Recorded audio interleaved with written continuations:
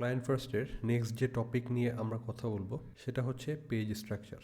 Page structure হচ্ছে প্রতিটা পেজের যে লেয়ারগুলো, একটা পেজকে ক্রিয়েট করার জন্য আমরা ওয়েবফ্লো এলিমেন্ট সাজালে যে একটা স্ট্রাকচার তৈরি হয় বাম দিকে, এটা হচ্ছে অ্যাকচুয়ালি ন্যাভিগেটর বলে ওয়েবফ্লোতে ন্যাভিগেটর। এই ন্যাভিগেটরে প্রতিটা এলিমেন্ট যেভাবে থাকে এটার জন্য কিছু দিক নির্দেশনা। সবার বাইরে বডির ভেতরে সরাসরি নিচে পেজ র্যাপার নামে একটা এলিমেন্ট রাখতে হবে, সেটার ক্লাস হবে আর কি পেজ র্যাপার। এটার কাজ ফিনসুইট আমাদেরকে বলতেছে যে আমরা যদি একটা পেজের কন্টেন্ট, বডির ভেতরে যত কন্টেন্ট আছে সব যদি একসাথে কপি করে আরেকটা জায়গায় নিয়ে যেতে চাই তখন আমরা অ্যাকচুয়ালি এই এলিমেন্টটা ব্যবহার করতে পারি। সেকেন্ডে পেজ র্যাপারের ভিতরে ন্যাভবারটা আছে। আমরা জানি সবগুলো ওয়েবসাইটেই হেডার এবং ফুটার দরকার হয়। হেডার এবং ফুটার এই দুইটা এলিমেন্টই পেজ র্যাপারের ভেতরে বাট মেইন র্যাপারের বাইরে থাকবে। ন্যাভবারের নিচে গ্লোবাল স্টাইলস নামে একটা কম্পোনেন্ট আছে। আচ্ছা, এখানে যেটা নীল রঙের এটা হচ্ছে জাস্ট রেগুলার ক্লাস, যেটা একটু সবুজ রং হালকা, এটাকে সে কম্পোনেন্ট মিন করতেছে আর কি। গ্লোবাল স্টাইলস এই কম্পোনেন্টটা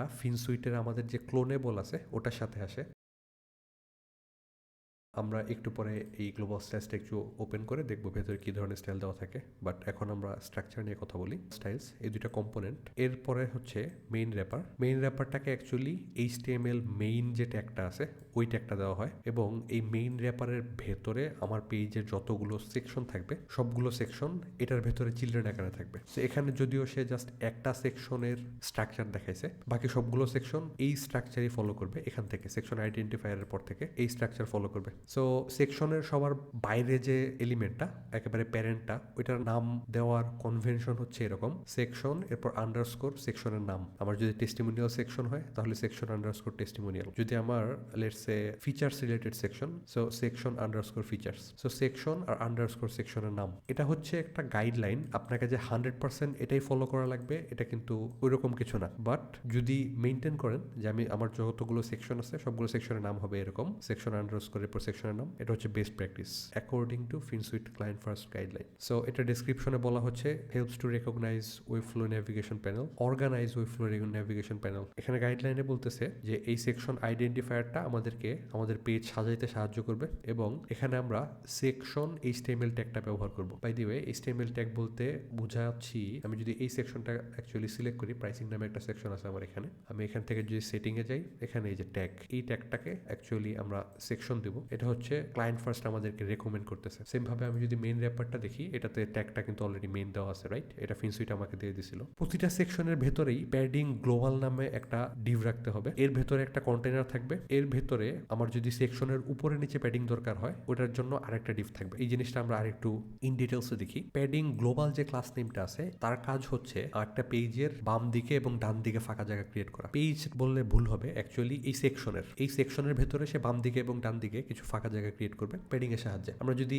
এই প্যাডিং গ্লোবাল ক্লাসটা একটা সেকশনের ভিতরে একটু ইন্সপেক্ট করে দেখি, সো এটা হচ্ছে সেকশন, এর ভেতরে প্যাডিং গ্লোবালের স্টাইল সেকশনে যদি আমি চাই, এখানে বাম দিকে 2.5 রেম এবং ডান দিকে 2.5 রেম দেওয়া আছে। সো 2.5 রেম অ্যাকচুয়ালি 40 পিক্সেল ট্রান্সলেট হয়। আপনি যদি চান আপনার লেটস সে দুই পাশে 20 পিক্সেল লাগবে, আপনি এটা মডিফাই করে নিতে পারেন। আপনার প্রজেক্টের প্রয়োজনে যদি কোনো ভ্যালু চেঞ্জ করার দরকার হয়, যেমন সাইজ আছে ফিনসুইট ক্লায়েন্টে, ফিনসুইট স্টাইল গাইডে স্মল, মিডিয়াম, লার্জ এই তিনটাতে তিনটা ভ্যালু দেওয়া আছে। আপনার যদি দরকার হয় এটা কাস্টমাইজ করার, আপনি কাস্টমাইজ করে নিতে পারেন। সো প্যাডিং গ্লোবালের কাজ আমরা দেখলাম। এরপরে হচ্ছে কন্টেনার সাইজ। কন্টেনারের ভেতরে এই সাইজের জায়গায় তিনটা সাইজ বাই ডিফল্ট দেওয়া থাকে। আপনার যদি দরকার হয় আপনি নতুন ক্লাস নেম ক্রিয়েট করে নিতে পারবেন, বাট ডিফল্ট ক্লাস নেমগুলো হচ্ছে স্মল, মিডিয়াম, লার্জ। বেশিরভাগ প্রজেক্টের ক্ষেত্রে জাস্ট দুইটা স্টাইল হলেই হয়ে যায় আর কি। দেখা যায় একটা কন্টেনার হচ্ছে সবকিছু সেন্টার্ড রাখার জন্য, আরেকটা কন্টেনার হচ্ছে ফ্লুইড, ফুল উইথ জায়গা নেওয়ার জন্য। এক্সিস্টিং যে কন্টেনারগুলো দেওয়া আছে এগুলোর সাইজ যদি আপনার পছন্দ না হয় এগুলো আপনি কাস্টমাইজ করে নিতে পারেন স্টাইল গাইড পেজ থেকে। বাট এই প্যাডিং গ্লোবালের ভেতরে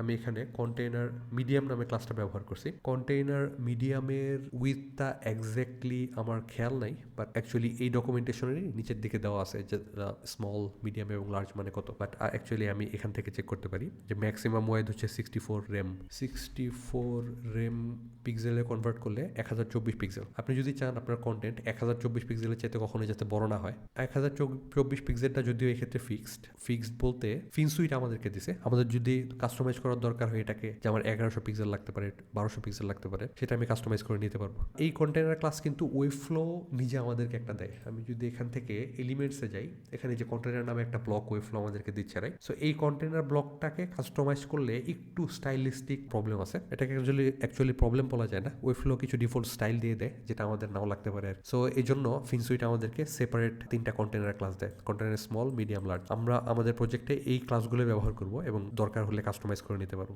এখানে একটা ছোট প্রশ্ন আসতে পারে, এই একটা ডিভ এক্সট্রা নিয়ে এখানে প্যাডিং অ্যাড করার কি দরকার ছিল, রাইট? আমি তো ইচ্ছা করলে আমার এই কন্টেনারের মধ্যে প্যাডিংটা দিয়ে দিতে পারতাম না, ডানে বামে 20 পিক্সেল করে প্যাডিং? এটা একটা ভালো প্রশ্ন, বাট একেবারে সিম্পল আনসার হচ্ছে এই ক্লাস যদি আমি কখনো চেঞ্জ করি যাতে আমার অন্যান্য পেজের অন্য কোনো এলিমেন্টে যাতে সমস্যা না হয়, এই জন্য এই এলিমেন্টগুলোকে যতটা সম্ভব সেপারেট করা হয়েছে। সো এখানে প্যাডিং গ্লোবালটা একটা গ্লোবাল ক্লাস থাকবে এবং আমি জেনারেল পারপাস মানে সব জায়গায় এটা ব্যবহার করতে পারবো ডানে বামে ফাঁকা জায়গা ক্রিয়েট করার জন্য। আলটিমেটলি যে সুবিধাটা পাওয়া যাবে সেটা হচ্ছে একটা ক্লাসের মাধ্যমে যাতে অন্য অন্য পেজের অন্য কোথাও আনওয়ান্টেড কোনো কিছু চেঞ্জ না হয়ে যায়, এই কারণে এই ক্লাস নেমগুলো এভাবে সেপারেট করা হয়েছে। বাট অ্যাকচুয়ালি আমরা যদি কোনো সিএসএস ফ্রেমওয়ার্কের দিকে তাকাই, বুটস্ট্র্যাপ ফর এক্সাম্পল, ওখানেও অ্যাকচুয়ালি তারা এরকমই সেপারেট করে। সেপারেট একটা রো থাকে, অ্যাকচুয়ালি আমার বাইরের দিকে একটা কন্টেনার থাকে, কন্টেনারের ভিতর রো নেওয়া লাগে, রোর ভিতরে পর কলাম নেওয়া লাগে। আমরা লাস্ট যে ক্লাস নেমটা ওটা নিয়ে কথা বলি, এটা হচ্ছে প্যাডিং সেকশন। এই ক্লাস নেমের কাজ হচ্ছে একটা সেকশনের উপরে এবং নিচে প্যাডিং যোগ করা, ভার্টিক্যাল স্পেসিং বিটুইন সেকশন। ডিজাইনের ক্ষেত্রে দেখা যায় বেশিরভাগ সেকশনে এই যে কন্টেন্টের উপরে এবং নিচে কিছু একটা ফাঁকা জায়গা থাকে, এই ফাঁকা জায়গাটা ক্রিয়েট করার জন্য এই ক্লাস নেমটা। এবং এখানেও সেম ভাবে 3টা সাইজ আমাদেরকে সে দেয়, একটা হচ্ছে স্মল, আরেকটা হচ্ছে মিডিয়াম এবং আরেকটা হচ্ছে লার্জ। এই 3টা ক্লাস নেমের স্পেসিং যদি আমাদের ডিজাইনের সাথে মিলে যায় আমরা এই 3টা ক্লাস নেম ব্যবহার করব। আর যদি ক্লাস নেমের না মিলে অথবা আপনার যদি কাস্টমাইজ করার দরকার হয় স্পেসিং এর পরিমাণ, আপনি কাস্টমাইজ করে নিতে পারেন। আমরা অ্যাকচুয়ালি লেয়ার থেকে এক্সাম্পলটাও দেখে ফেলি। এখানে কন্টেনার মিডিয়ামের ভিতরে প্যাডিং সেকশন মিডিয়াম ক্লাসটা আমি ব্যবহার করছি এখানে, আর এই ডিভের ভিতরে অ্যাকচুয়াল সেকশনের যে কন্টেন্টটা আছে ওই কন্টেন্ট থাকবে। এই কন্টেন্টের ভিতরে ক্লাস নেমটা এগুলো অ্যাকচুয়ালি ডিফল্ট ক্লাস নেম। এটা আসতেছে হচ্ছে ওয়েবফ্লো আমাদেরকে কিছু ডিফল্ট এলিমেন্ট দেয় লেআউটের ভিতরে, এখান থেকে আমি ব্যবহার করছি, যে কারণে এই ক্লাস নেমগুলো অ্যাকচুয়ালি ফিনসুইটের রেকমেন্ডেড ক্লাস নেমের স্ট্রাকচার ব্যবহার করতেছে না। যেমন আমরা পড়ছিলাম যদি কাস্টম এলিমেন্ট হয় ওটার নামের ভেতরে আন্ডারস্কোর ব্যবহার করা লাগে। সো এই পার্টটা আমরা অ্যাকচুয়ালি ইগনোর করবো, এটা জাস্ট আমি ডেমো পারপাসে ওয়েবফ্লো থেকে ইম্পোর্ট করছি। প্যাডিং সেকশন মিডিয়ামে আমরা যদি স্টাইলটা দেখি, এখানে জাস্ট উপরে এবং নিচে 2টা প্যাডিং